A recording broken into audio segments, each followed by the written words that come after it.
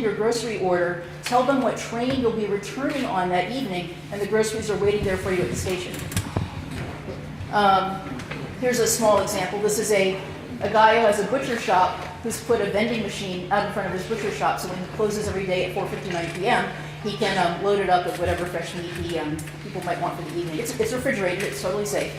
But making it, one more venue for people to be able to shop there and patronize it. Retail's becoming very, very interactive, and retail environments are also. Again, the millennials love to touch and feel and shape the environments that they're in. And we're going to see lots more things coming up like geotagging. This is a program called the Yellow Arrow Project, where you see this yellow arrow sticker here. This coffee shop had some sentimental value for someone. And each of these stickers has a code number on it and a phone number. So this guy or woman, whoever it was, slaps this sticker on, dials that phone number, punches in the code, and records a story about why that place matters to them. And this is taken off really all over the world. Interactive storefronts. This is an example of a pretty simple video trick where a video animation back projected against the inside of the storefront window is triggered by the motions of people on the street. So as you walk by, this acrobat responds to what you're seeing in the windows. Could be, as I walk through downtown High Point, a great tool for some of the storefronts that are vacant for many parts of the year, but could be animated to get people excited about simply walking around the district and exploring the businesses that are open throughout the year. This is how they do that. There's the guy inside being filmed on a green screen background, and there's the camera setup. I'm happy to share this with you guys if you want to. It's a simple, relatively simple video trick. Things like, on a very low-tech scale, communities put a bunch of rocking chairs out on the sidewalk.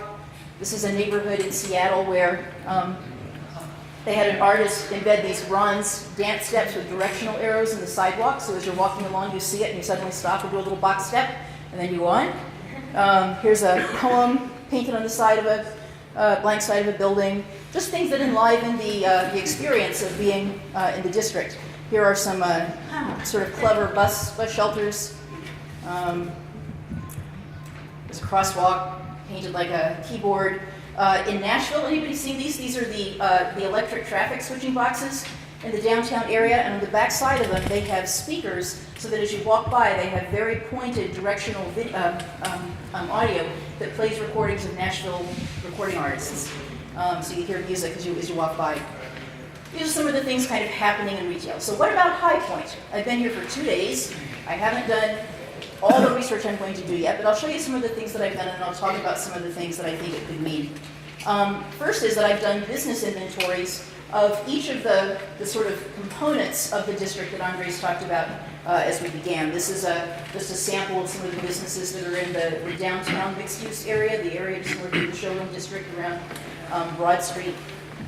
I've looked at sales voids, comparing supplies of retail sales, which are the sales that your businesses are actually capturing, and comparing that to how much money people who live in High Point proper are probably spending on products and services someplace, and then producing either a gap or a surplus. One of the surprising things to me was that my first sense of High Point was that it probably has some significant sales leakages, and I found that it actually has some fairly significant sales surpluses in some categories, which made me then begin to look at things like how much traffic is flowing through on your major commercial streets and how much traffic might you be picking up from people in other communities. There also are some categories missing here, like entertainment and personal and professional services, which on balance I think mean that you probably end up having a sales leakage of about $250 million a year. That's my hunch. By the time I tighten this all up, we'll see what that number is. Obviously, this... I need to understand that better. Yes. There's not enough food and service,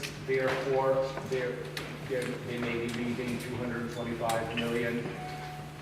Well, in all these categories together, about $250 million is my guess. Now, of this... It's going elsewhere that could be captured. Correct.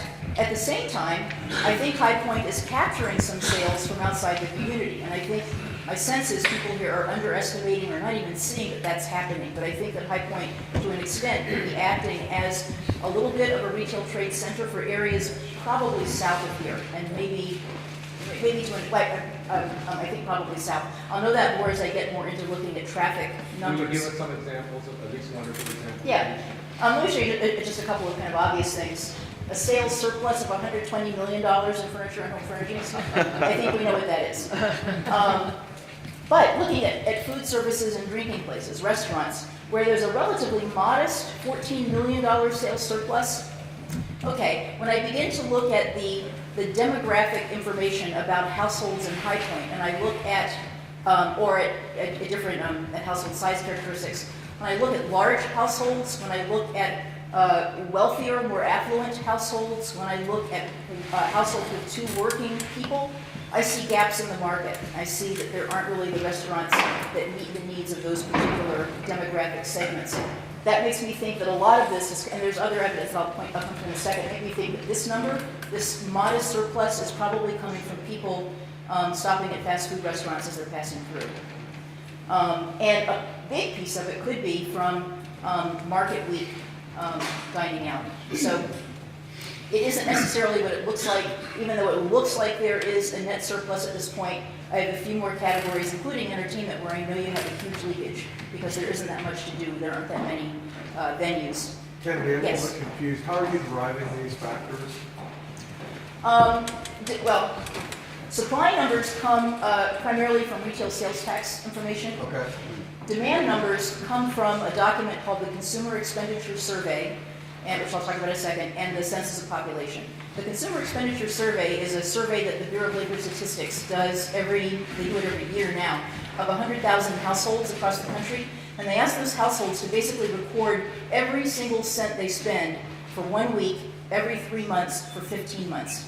So it's like being a Nielsen household where you're writing down the TV shows that you watch. It's the same thing for expenditures. So you pay an electric bill, you write it down, you buy a pack of chewing gum, you write it down, whatever it is gets reported.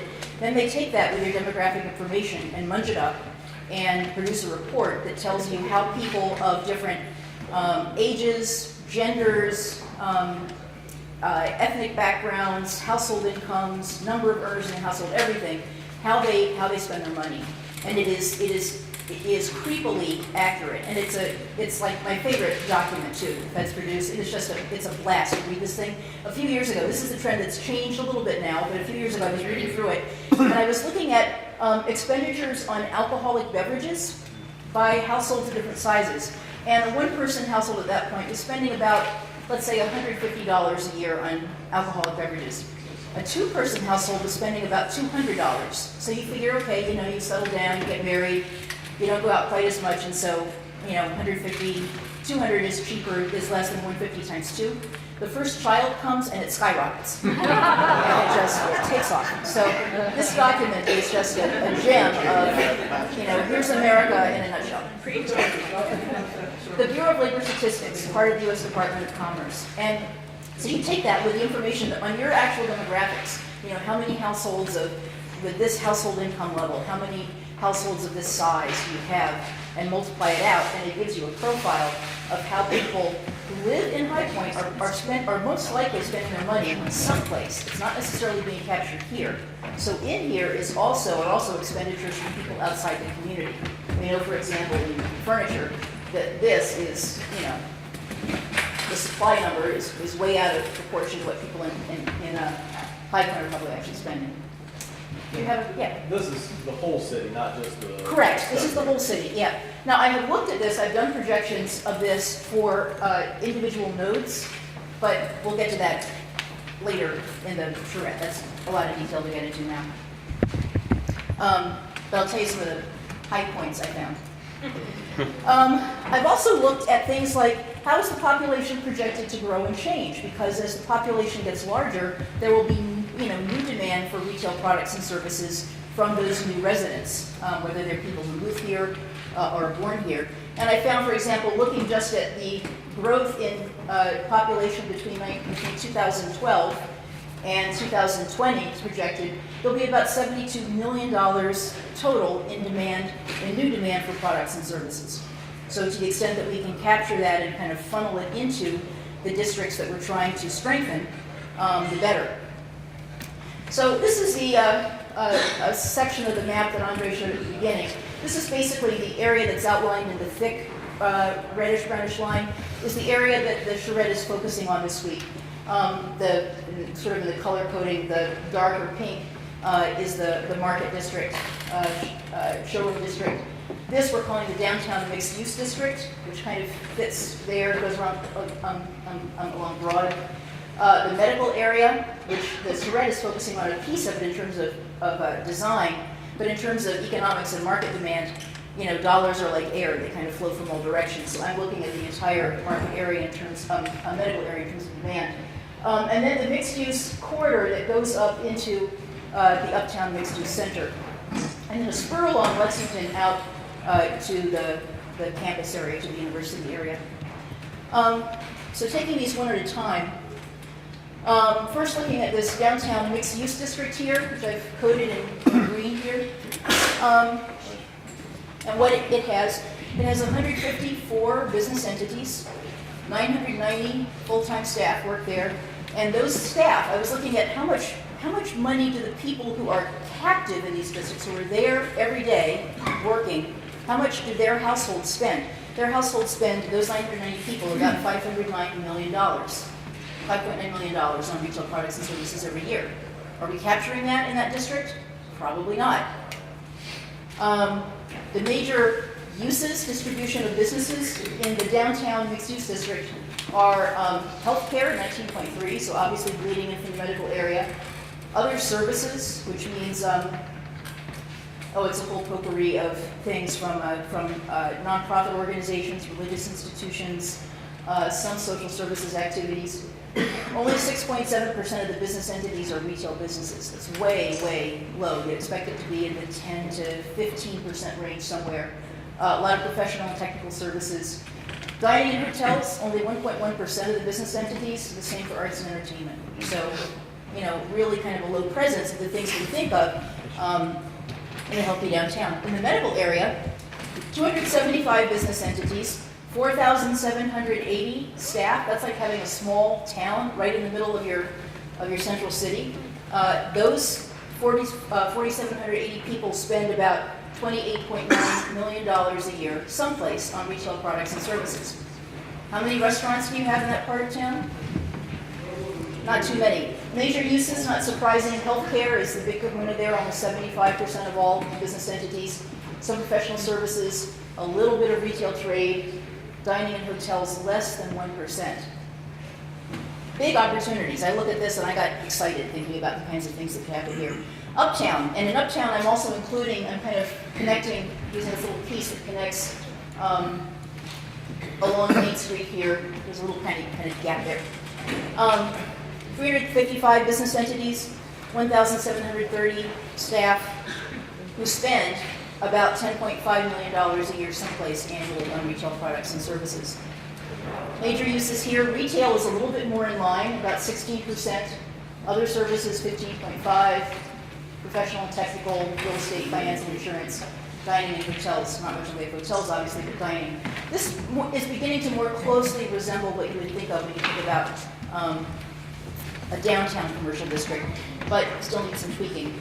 This connector, sort of along Lexington, going from Uptown out to High Point University, 28 business entities, not that many along Lexington, 100 staff, retail demand of less than $1 million. And major uses there are other services, not a whole lot in the way of retail trade, but you can see that there's some fast food along there. I then looked at what are the traffic patterns that we have, and Rick Hall, the transportation engineer you'll hear from later in the day or later in the week, says that there are 16,000 cars on average that travel along Main Street, that segment of Main Street, on a typical day. So I thought, okay, those 16,000 cars, what do they represent? Those 16,000 cars, assuming that there is only one driver, one passenger per car. Like that they live alone? You're not taking household into account? It's their household, but there's just one person in the car, so it's not two households or 1.5 households. Their households are spending about $128 million a year. And this is kind of the breakdown of where it is. That's money that for the most part is just kind of flowing down Main Street. Some of it's stopping, you're capturing a little bit of it, but my hunch is you're not capturing a whole lot of it.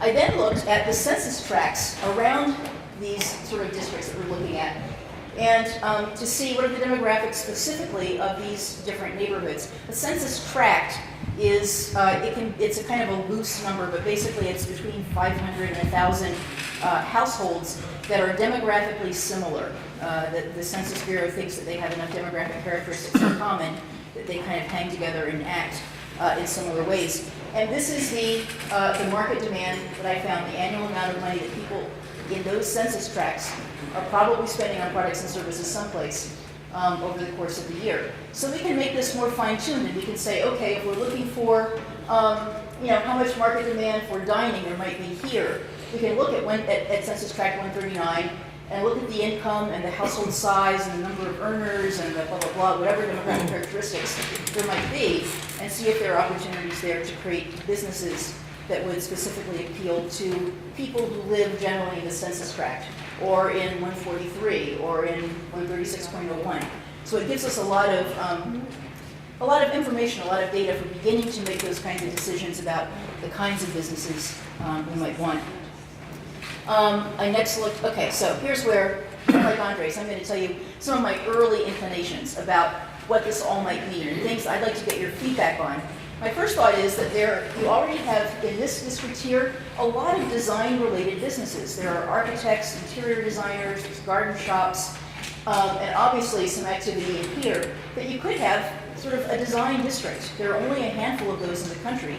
They're not show house districts, they're active design districts, and I'll show you a couple of examples of them in a little bit. But capitalizing on the image that the world has of High Point as a place where you come for, great quality design, why not put those together in a consumer area that's there year round? Not a showroom, but an active place. Yeah. And that design district, what maybe that incorporate what street, because it's hard to read. Oh, it's hard to read because I wanted it to look mungy. I mean, it's just kind of like blah somewhere in here. But my thought was that it would be, rooted somewhere here in the downtown mixed-use district, where you're kind of between the showroom districts. That little squeezy area, you've got some great historic buildings there. To capitalize, so like kind of along Broad, in there. North of the railroad tracks. West Woodland is the north pink area of the road. It's a very Yeah. What's the top? Top of the pink, top of the pink. Yeah, it's right there. Yeah, what's that? This is Ray, isn't it? Ray, okay. Yeah. So I'm just kind of like lungy, kind of like somewhere, kind of like here bleeding in. Retail districts work well when they come together, when they kind of like interlace like that. So sort of design there. Sort of entertainment here. You've got some great buildings there and spaces that could lend themselves to, restaurants, nightclubs, casual entertainment activities. Dining kind of north of the design area, and obviously it bleeds down into here, but thinking about sort of the residential populations that you have there and some of the things you already have in place, and some of the land and buildings that might be available. And then sort of in the uptown, spanning along Lexington, where you actually have traffic flow of 20,000 cars a day, cool retail and services for neighborhood residents. So that as you come down here in terms of the design quality, you see a cool district, you see some great restaurants, and then you see, this is what I think of as High Point. This is this cool design area. Moving out to the university, one of the things that struck me, and this is, my map didn't go quite high enough, but if it did, I would have made this a bigger block that kind of reached to the shopping mall. I went to the mall, I saw that it was, well, yeah, that's, I was looking for a euphemism, but not healthy. And to me, I see vacant space and I think opportunity, because I think when you've got a district that has a whole lot of businesses and a lot of them just aren't working well, it's hard to get rid of them. We call them occupied vacancies. They're kind of stuck, and you can wait for a long time until they turn over. When you've got a lot of vacancies, you've got a lot of room to put together a business cluster and have a big impact relatively quickly. So I looked at the shopping mall, I looked at land out there, and I thought, one of the hot things that's kind of percolating up across the country are business accelerators and business incubators. And then I heard that High Point has a goal of hanging on to 150 or so graduates a year and helping them launch businesses here. And I thought, bingo, this could be a cool chance to get some innovative business incubation happening there. Not necessarily retail, I'm thinking more about tech businesses and online businesses and all kinds of things that could work. So I'll give you some examples of what I'm talking about. Here's a couple of design districts. This one is it's hard to pronounce it this way. How would you pronounce the name of this town? See that? Carmel. No, Carmel. Oh, Carmel, Indiana. Carmel, Indiana. It's hard to get to say it a few times a piece, but Carmel, Indiana. They have an arts and design district in their downtown. They've got 100 businesses, and they're everything from interior designers to landscape architects to garden shops to furniture and home furnishing stores. Here's one, this is in Solana Beach, California. It's called the Cedros Avenue Design District. It started out as a bunch of Quonset huts left over from World War II. So they've chosen this sort of Quonset hut shape as their sort of icon. And it is a hop-in place now. It's got, garden shops, restaurants, it's got a winery, lots of interesting businesses, and it serves as a regional magnet. People from all over the northern San Diego area come there. Just like one here could attract people from Winston-Salem and Greensboro and, the entire area. Incubators and accelerators. These are sort of, I think they kind of evolved as co-working spaces, spaces where a bunch of people work together on their own businesses, generally kind of tech-focused. But because of the synergy that exists, because they're working in the same space, they begin to create new business ideas and things begin to grow. Now there are some people out there that are putting these together in a more structured way and creating accelerators where they put together sort of a combination of space, training and mentorship, venture capital, including, in this case, this is one called the Fort, which is in Washington, D.C., and it's connected to Fortify Ventures, which is a venture capital firm. They have these 20-week training programs for mostly new college grads that teach them everything about sort of putting together an online business. Some of them are like mobile apps, some of them are web-based services, some of them are just online stores that have sort of virtual locations. And each member of each class gets an equity share in everybody else's startup business. So everybody has an incentive to help the entire class, all of their businesses succeed. Really cool, really successful. They each get a little bit of seed capital, often crowdsourced by people who are the mentors for these companies. And they end up, taking them off on investor days to meet potential equity investors to help their companies really grow at an accelerated pace beyond what it would if it were independent. Here's one closer to you. You're probably familiar with the Triangle Group, which is in the Triangle area, of course. That's what it looks like. There's some other grads. Another example, this is in San Francisco. It's called La Cocina. It's basically a shared commercial kitchen where people who have small food ventures can share the facilities. It's health inspected. They've got secure storage there, and they can operate food trucks, vending carts, online food services. They can freeze dry things and ship them all over the world. It's spun out. It's only been around for about 4 or 5 years, and it's spun out over 100 independent businesses so far that have taken root in the area. The cool thing about this kind of work with downtowns is that there's so many possibilities. What we're looking for are things for which there's community desire, the kinds of things that people in High Point say they want to see, and market demand. And from what I've seen so far, I think you've got lots of market demand that you can probably recapture that's leaving the community now. Market demand from visitors who know High Point because of its reputation in the furniture world. And market demand from people who are floating through on your major commercial corridors. So I think there's a lot of good news here. The thing